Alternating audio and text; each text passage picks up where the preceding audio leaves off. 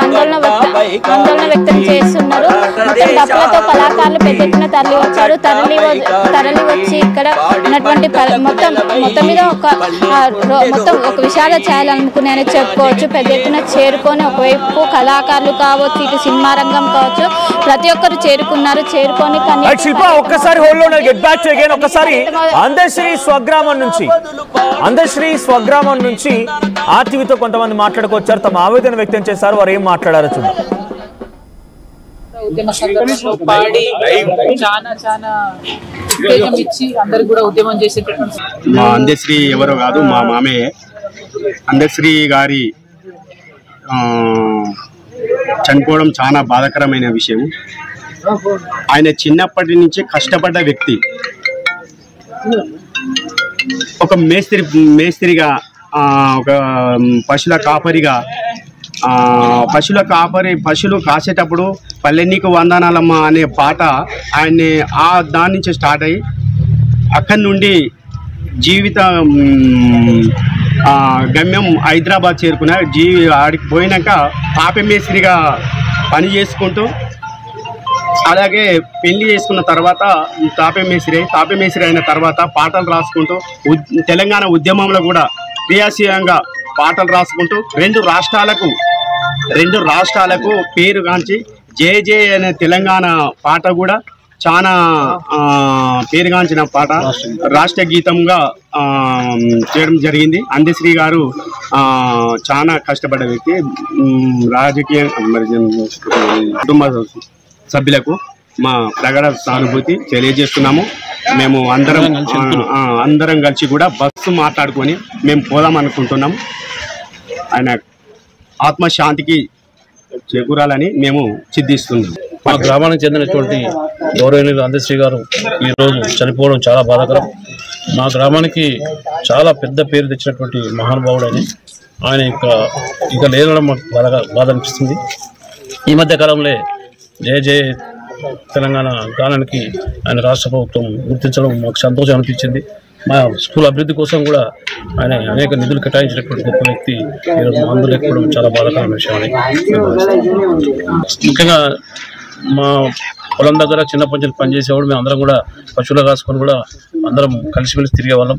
తర్వాత కాలంలో ఆయన హైదరాబాద్ షిఫ్ట్ అయిన తర్వాత రావడం తగ్గించిండు. ఈ మధ్య కాలంలో రెగ్యులర్గా రావడం, ఇక్కడ సందర్శించడం, కొంచెం వ్యవసాయం చేసుకుందాం కూడా కోరుకుంటే ఒక భూమి కూడా ఈ మధ్య పర్చేజ్ చేసిండు. అది ఇంకా రిజిస్ట్రేషన్ కాకముందే వారు పోవడం కూడా చాలా బాధగా ఉంది. ఈ ఊరంతా చాలా బాధతో ఉంది. అందశ్రీ చనిపోవడం చాలా బాధగా ఉన్నది.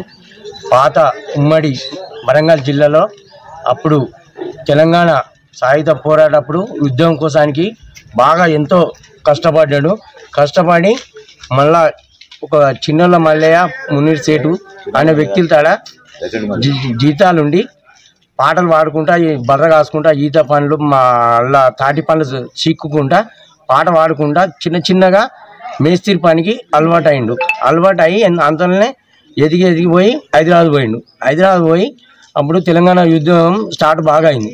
మళ్ళీ ఊళ్ళోకి వచ్చి పాటలు పాడి అంతా మొత్తం రాష్ట్ర మొత్తం పాటలతోని ఎక్కువ ఉద్యమం స్టార్ట్ చేయించిండు. దాంతో చాలా ఇటు ఉమ్మడి ఆంధ్రప్రదేశ్ కావచ్చు, తెలంగాణ కావచ్చు, రెండు జిల్లాలల్లో పేరు వెళ్ళిన వ్యక్తి. చాలా ఇబ్బందితో ఉన్న సుత ఆయన వచ్చి తిండి లేకుండా ఒక బడికి సుత పోకుండా, స్కూల్కి పోకుండా సుత ఇబ్బందితోని ఆ బల్ల మీద పాటలు పాడుకుంటా, ఈత చెట్ల మీద పాటలు పాడుకుంటా, తాటి పండ్లతో పాటలు పాడుకుంటా, వాళ్ళ జీతం వండుకుంటా, ఇట్లా ఎన్నో కష్టపడుకుంటా చాలా ఇబ్బందితోని అంచెలంచెలుగా మేస్త్రి పనికి కొద్దిగా పోయి చేసుకుని అదే అంచెలో పోయి ఎంత పోయినా సుతా ఊరికి వచ్చి వాళ్ళ పాతింటికి వచ్చి మేము అంతకుముందు చిన్న పిల్లగాళ్ళం మా పాతిలు అక్కడనే ఉండే, అక్కడ మమ్మల్ని అందరినీ ఎత్తుకొని ఆడిపించి మళ్ళా పోయినా సుతా మళ్ళీ వాళ్ళ తాత మా తాత అవుతాడు. మా తాత సూత గమనంలో ఇంటికాడ పోయి కుండలు కడుక్కుంటూ సుతా ఈయన జాది చాలా పెద్దగా చేసిండు. అంతటితోని ఇప్పుడు మాకు లేకపోవడానికి చాలా బాధ అనిపిస్తుంది. మాది అందరిలో అంటే పెద్ద కుటుంబం, చాలామంది అందరూ ఊరు మొత్తం నిరసనతో చాలా ఇబ్బందితో బాధపడుతున్నారు. ఇంతతో అంటే ఆయన చిన్నప్పటి స్నేహితం. మాకు గుడ్డాలు ఉండే, అప్పుడు బాయిలు ఉండే, మా బాయిల గారికి వచ్చేది, చాలా ఇంటి ఉండేది. ఈ చేతబట్టి కుంజలు వాటి వీటి చూసుకుంటా బట్టలు రాసుకుంటా ఉండేది మేము. అయితే ఎక్కువ చదువుకోలేదు, ఎందుకంటే ఇక ఆయన పరిస్థితి అప్పుడు మంచిగా లేదు, చదువుకోలేదు కాబట్టి ఆయన పాటలు పాడుకుంటా ఎప్పుడో పై లెవెల్కి వచ్చాడు. అంతగా ఆయన నాకంటే ఒక 4 ఏళ్ళు తిన్నాడు, 4 సంవత్సరాలు. మంచి మనిషి మాత్రం ఉన్నప్పుడు కూడా పాటలు పాడేది, ఏది లేకున్నా కానీ గిన్నె మీద కొట్టి కూడా పాడేది ఆయన. అటువంటి టాలెంట్ ఉండే ఆయన. ఇవాళ చచ్చిపోయినట్టు ఊళ్ళో కూడా చాలా మంది బాధపడతారు. అందరూ ఆయన చాలా పరిచయం అందరూ, ఎందుకంటే చిన్నప్పుడు జీతాలు ఉన్నాడు కదా ఆయన కూడా ఉండి పట్టేళ్ళకు మన కంపల్సరీ మల్లారెడ్డి వాళ్ళకు కూడా వాళ్ళకు ఉన్నారు. ఎక్కువ మా దిక్కులు వచ్చేది అది, ఎందుకంటే మన ఊరు ప్రపంచానికి గుర్తు చేసిండు, అందు గురించి గర్వపడవలసిన విషయం ఇది. ఆయన చచ్చిపోయిందంటే చాలా బాధకరం. ఆయన అప్పుడు ఆయన వెళ్ళి అందరూ అయ్యాను కానీ ఇద్దరం ఒక్క దగ్గర మోటకు వచ్చాం రాటంబాయి ఇక్కడ. ఇక శంకర్ నారాయణకి ఆయన ఉన్న జీతం నల్సారి సినిమాలు ఎక్కడే నేనున్నా ఒక్క దగ్గరనే రోజు మేము పొద్దుమాపు మూట పడుతాం. ఇక ఆడ నుంచి ఇక పూజారి మళ్ళీ అన్ని వాళ్ళు ఇది పెట్టించాడు. ఇక ఆడ నుంచి చదువుకుంటా ఇక అక్కడ పైకి పోయిండు. ఆయన చాలా కష్టపడి మూట పడి ఇక నాగలి దున్నుడు ముద్ద రాగాలి మోటి ఇడవగానే నాగలి ఇడవగానే మూట ఎప్పటికీ అక్కడ వేరే గాయమైంది. ఇక్కడ పాటలు పాడే చిన్నప్పుడు జరితేరకు అప్పుడే నేర్చుకుంటాడు చిన్నప్పుడు. అప్పుడే అన్ని వాళ్ళు ఓన్వాద అది ఇక పూజారి మళ్ళీ అని ఆయనతో చదువుకొని నేర్చుకొని ఇక వేరేగా సురువైంది అప్పుడే పాట. అక్కడ పోయినాక ఇక మొత్తం చార్మినార్ సైడ్.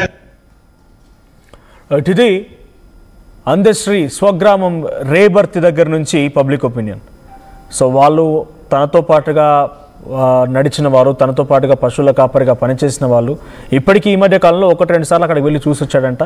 సో తాను అనాథగా ఉన్న సమయంలో చాలామంది చేరదీశారనేటువంటి మాట వాళ్ళంతా చెప్తూ ఉన్నారు. మా ప్రతినిధి శిల్ప అందుబాటులో ఉన్నారు. సో ప్రస్తుతానికి లాలాపేటలోని ప్రొఫెసర్ జయశంకర్ గ్రౌండ్లో ఇప్పుడు అటు అందశ్రీ పార్థివ దేహాన్ని ఉంచడం జరిగింది. మరి కాసేపట్లోనే ముఖ్యమంత్రి రేవంత్ రెడ్డి కూడా అక్కడ రాబోతున్నట్టు తెలుస్తోంది.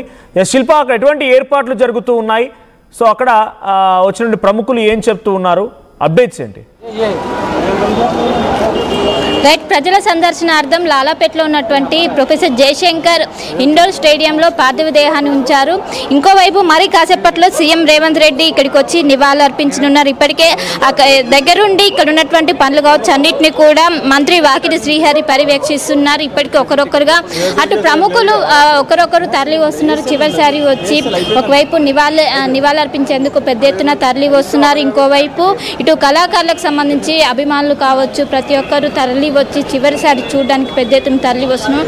మనం విజువల్స్లో కూడా చూసుకోవచ్చు. పెద్ద ఎత్తున చివరిసారి చూడడానికి వస్తున్నారు. ఈరోజు సాయంత్రం వరకు ఇక్కడే ఇదే స్టేడియంలో ఉన్న అనంతరం ఏదైతే గట్కేసలో ఉన్నటువంటి ఎన్ఎఫ్సి దగ్గరికి తరలించనున్నారు. రేపు అంత్యక్రియలు ఉన్నాయి. ప్రభుత్వ అధికారిక లాంఛనాలతో అంత్యక్రియలు నిర్వహించనున్నారు. దగ్గరుండి ఒకవైపు మంత్రి వాకిటి